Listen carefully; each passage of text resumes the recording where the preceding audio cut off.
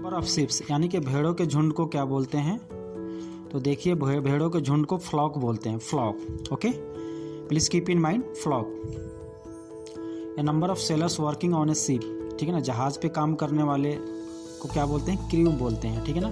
अगर वो हवाई जहाज में यानी कि एयरप्लेन में काम करते हैं उनको एयर क्रू बोलेंगे, ठीक है। तो please keep in the mind the differences. A collection of flags, very interesting. Okay, bunting. और ये भी ध्यान रखिए जो भी ये वन वर्ड सब्स्टिट्यूशन है ये काफ़ी इंपॉर्टेंट है एग्जामिनेशन पॉइंट ऑफ व्यू से। ओके, सो जो फ्लैग्स के कलेक्शन को क्या बोलते हैं? बंटिंग बोलते हैं। और पिछले वीडियो मैंने आपको बताया था कि जो स्टाम्प्स के कलेक्शन को क्या बोलते हैं? फ्लैटली बोलते हैं, ठीक है ना। ए नंबर ऑफ शिप्स, ठीक है ना, इसको क्या बोलते हैं? ए नंबर ऑफ शिप्स को बोलते हैं फ्लीट बोलते हैं ना, जहाज़ों के झुंड को फ्लीट बोलते हैं। Okay, a cluster of house in a village. देखिए जब किसी गांव में ना बहुत सारा घर एक जगह होता है ना, क्लस्टर होता है, क्लस्टर है ना, तो उसको हैमलेट बोलते हैं। हैमलेट, क्लस्टर को क्या बोलते हैं? हैमलेट बोलते हैं, ठीक है ना, हैमलेट बोलते हैं। A number of stars group together, है ना, कंस्टेलेशन होता है। बहुत सारे जो क्या बोलते हैं, बहुत सारे स्टार्स एक जगह होते हैं ना, तारामंडल जिसको हिंदी में बोलते हैं तारामंडल। तो this is called constellation, this is called constellation in English. So please keep in mind. The house of an Eskimo, Eskimo के घर को क्या बोलते हैं?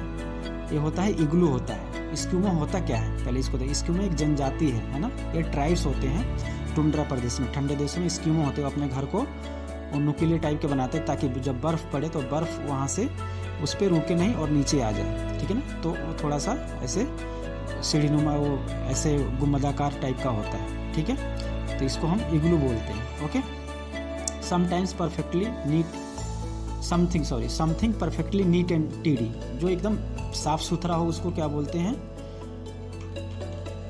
इमैकुलेट बोलते हैं, इमैकुलेट। ओके, क्या बोलते हैं? Immaculate, immaculate. ओके,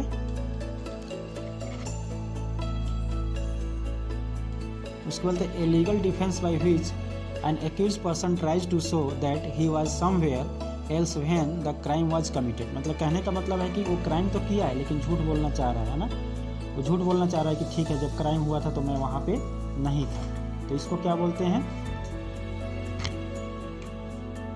इसको अलीबाई बोलते हैं, इसको अलीबाई बोलते हैं, ALIBY, ठीक है ना, ALIBY बोलते हैं।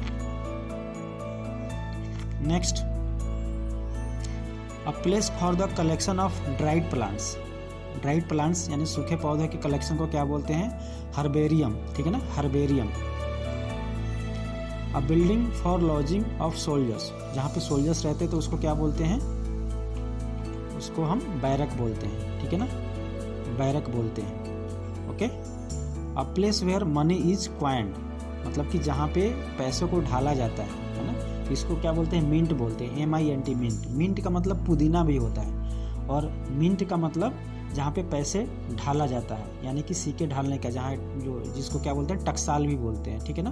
तो इसमें डिफरेंट आपको ध्यान रखना है कि मिंट का मतलब पुदीना भी हुआ, और मिंट का मतलब जो पैसे ढालने वाला जो जगह है, टकसाल होता है, उसको भी बोलते हैं। A place where orphans are house, जहाँ पे अनाथ को रखा जाता है तो अनाथालय होता है, यानी कि ऑर्फेनेज होता है। Okay, orphanage. Institution for reforming young offenders. Okay, तो YOUNG, यहाँ पे जी छूट गया है, ठीक है ना, तो इसको ध्यान रखिएगा। ओके, एन इंस्टीट्यूशन होगा, यहाँ पे टाइपिंग मिस्टेक है। An institution for reforming young offender, तो आप लोग इसको बोलते हैं रिफॉर्मेटरी बोलते हैं, रिफॉर्मेटरी। ओके, रिफॉर्मेटरी बोलते हैं। सुधारगृह होता है ना, हिंदी में सुने होइएगा सुधारगृह, ठीक है ना। उसके बोलते हैं a place for improving one's health, इसको बोलते हैं रिसोर्ट। रिसोर्ट आप सुने होइएगा, नेचुरल तरीके से जब हम अपने हेल्थ को इम्प्रूव करते हैं रिसोर्ट में जाकर के, वहाँ पे पेड़ पौधे रहते हैं, वहाँ पे मसाज का भी व्यवस्था रहता है, वहाँ पे आपको तालाब वगैरह भी रहता है, मतलब पूरा एकदम सीरीन प्लेस होता है, एकदम काम ट्रैंक्यूल प्लेस होता है, और अपने आप अपने हेल्थ को आप इम्प्रूव कर सकते हैं नेचुरल वे में। एक प्रकृति के बीच में रह करके आप उसको अपने हेल्थ को इम्प्रूव करते हैं, तो दिस इज कॉल्ड रिसोर्ट, ठीक है ना।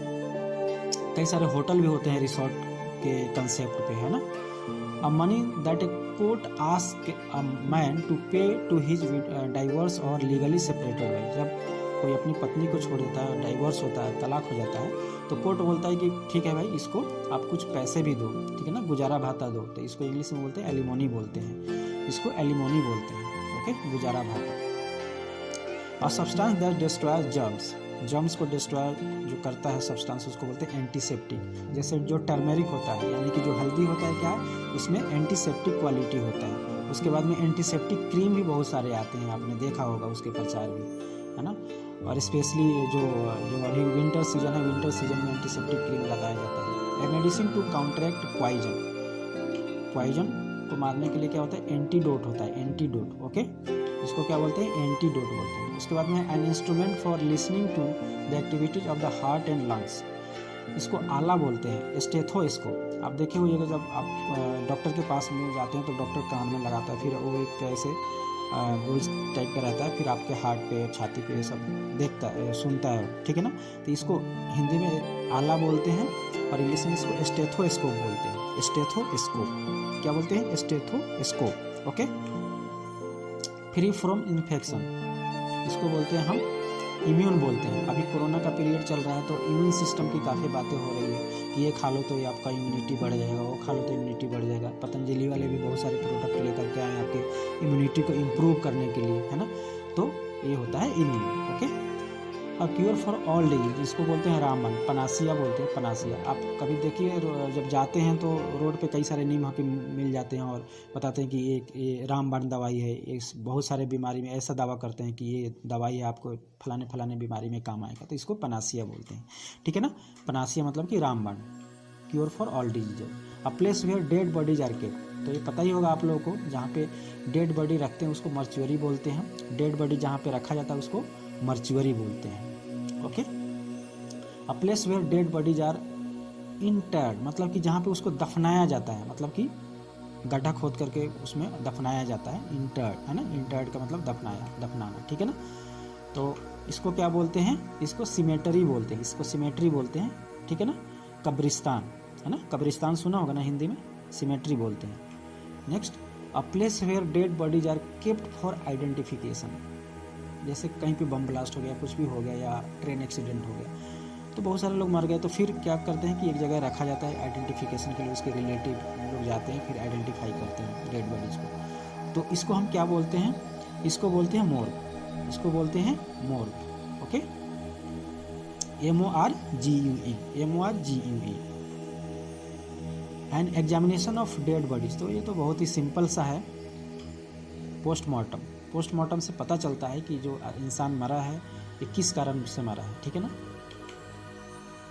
अकरिंग आफ्टर डेथ, डेथ के बाद जो होता है उसको हम बोलते हैं पोस्थुमस, मतलब कि मरणोपरांत। आपने देखा होगा कि मरणोपरांत बहुत लोगों को अवार्ड मिलता है, जैसे बाबा साहब भीमराव अम्बेडकर को मरणोपरांत क्या मिला था, भारत रत्न मिला था, है ना। He was awarded Bharat Ratna posthumously, okay. तो मरणोपरांत, ठीक है।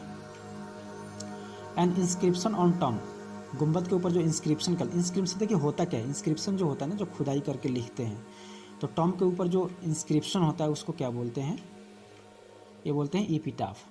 बहुत सारा टॉम्ब आपने देखा और सुना भी होगा, जैसे हुमायूं टॉम्ब दिल्ली में है, यूनेस्को वर्ल्ड हेरिटेज में उसका नाम है, ठीक है ना। उसके बाद में शेरशाह का भी मकबरा है सासाराम में, ठीक है, इसको ध्यान रखिएगा। The dead body of an animal, animal के डेड बॉडी को क्या बोलते हैं, this is called कारकास, this is called कारकास, okay. The science of colours, colours के साइंस को क्या बोलते हैं, क्रोमेटिक्स। केमिस्ट्री में आपने क्रोमेटिक्स भी पढ़ा होगा word. The science of the structure of human body, human body के स्ट्रक्चर को क्या बोलते हैं, ह्यूमन बॉडी के स्ट्रक्चर का जो साइंस होता है that is called anatomy, that is called anatomy, very important.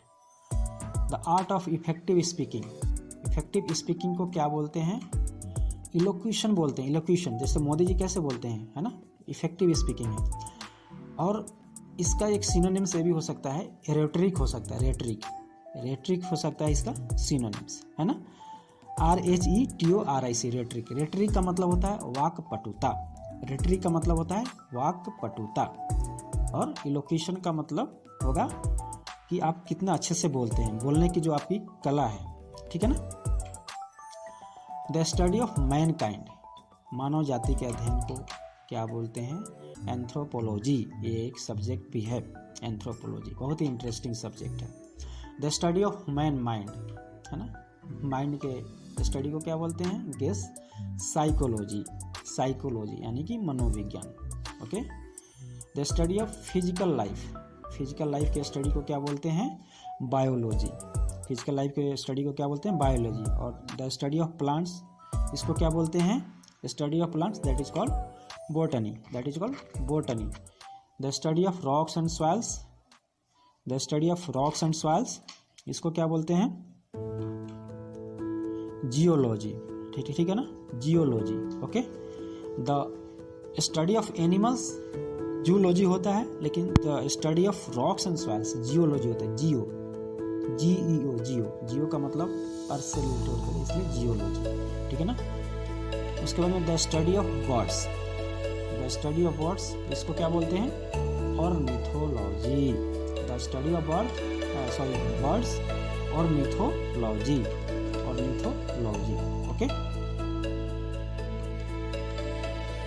The study of language, language के स्टडी को क्या बोलते हैं? Philology, philology. Okay, this is called philology. देखिए जहाँ भी लॉजी आएगा मतलब कि कुछ ना कुछ स्टडी है। The study of stars, the study of stars, that is called astronomy.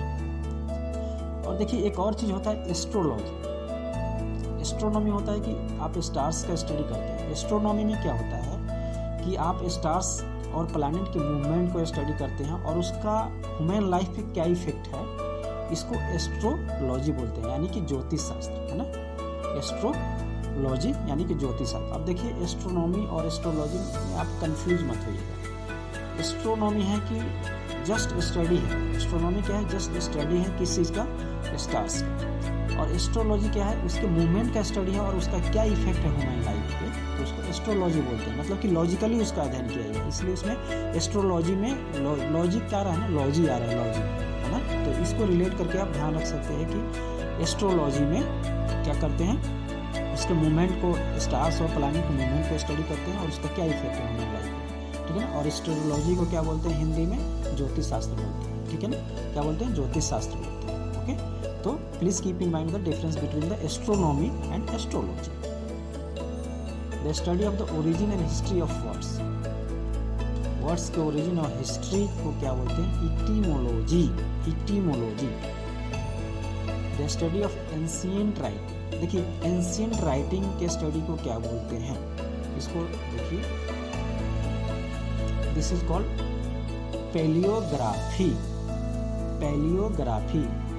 ठीक है ना, पैलियोग्राफी बोलते हैं। अब जैसे देखिए अशोक का जो शिलालेख है उसको सबसे पहले किसने पढ़ा था? जेम्स प्रिंसेप ने पढ़ा था, है ना। देखिए अब अगर आप इंडस वैली सिविलाइजेशन में जाएंगे, सिंधु घाटी सभ्यता में, तो उस समय भी कि लिखावट को अभी तक नहीं पढ़ा गया है, तो उसमें काफ़ी स्किल, काफ़ी दिमाग लगाते हैं। ठीक है ना, उसके बाद पढ़ा जाता है, तो उसको अभी तक नहीं पढ़ा गया है। लेकिन अशोक के ज़माने का जो भी शिलालेख है उसको पढ़ा जा चुका है और अशोक के शिलालेख को सबसे पहले जेम्स प्रिंसेप ने पढ़ा था। तो हम यहाँ बात करते हैं कि जो एंशिएंट राइटिंग है इसके स्टडी को क्या बोलते हैं? इसके स्टडी को पैलियोग्राफी बोलते हैं, palaeography. The art of beautiful writing, क्या ये बात है? आप लोगों को पता ही होगा कैलीग्राफी। जब हमारा कॉन्स्टिट्यूशन बना था तो उसको हाथ से ही लिखा गया था। बड़ा सुंदर कैलीग्राफी है। जब आप ओरिजिनल कॉन्स्टिट्यूशन देखेंगे तो कितना मतलब देख करके मस्त मज़ा आ जाता है, कैलीग्राफी क्या किया हुआ है ना। तो सुंदर लिखावट को क्या बोलते हैं? कैलीग्राफी बोलते हैं। The art of preserving skin, skin को प्रिजर्व किया जाता है। जैसे एनिमल्स है या ह्यूमन बॉडी है, उसके स्किन को प्रिजर्व करने की जो कला है, जो आर्ट है, उसको क्या बोलते हैं? उसको बोलते हैं टैक्सीडर्मी। उसमें होता क्या है कि ना, स्किन के ऊपर एक लेप लगाया जाता है और वो फिर प्रिजर्व हो जाता है, तो इसको बोलते हैं टैक्सीडर्मी। गवर्नमेंट बाय नोबिलिटी, मतलब बड़े लोगों को, उच्च वर्ग के द्वारा जो सरकार चलाया जाता है, तो इसको क्या बोलते हैं? इसको बोलते हैं अरिस्टोक्रेसी। एरिस्टोक्रेट जो क्या बोलते हैं, अटैची है ना, सूटकेस आपने देखा होगा, थोड़ा कॉस्टली मिलता है ना, एरिस्टोक्रेट। ठीक है ना, उससे भी कनेक्ट करके आप इसको याद रख सकते हैं, aristocracy. Government by A group of few people, है ना, एकदम मतलब कि कुछ लोगों के द्वारा जब गवर्नमेंट चलाया जाता है तो इसको बोलते हैं ओलिगार्की बोला जाता है, ठीक है ना, oligarchy. Government by departments of state, मतलब कि जो हमारे देश का या मतलब हमारे स्टेट का जो डिपार्टमेंट्स है उसके द्वारा अगर गवर्नमेंट को चलाया जाएगा तो इसको बोलते हैं ब्यूरोक्रेसी, नौकरशाही, ठीक है ना, नौकरशाही जो होता है। The right of self government, इसको बोलते हैं ऑटोनॉमी, इसको बोलते हैं ऑटोनॉमी, जो स्वायत्त शासन होता है ना, जो खुद का शासन होता है, ऑटोनॉमी। और जब आप हिस्ट्री पढ़े होगा, मॉडर्न हिस्ट्री, तो उसमें ऑटोनॉमी के लिए होम रूल लीग की स्थापना की गई थी, किसके द्वारा, बाल गंगाधर तिलक और एनी बेसेंट के द्वारा इसकी स्थापना की गई, ठीक है ना। तो इसको ध्यान रखिएगा, जो राइट ऑफ सेल्फ गवर्नमेंट का मतलब है ऑटोनॉमी, स्वायत्त शासन, ठीक है ना।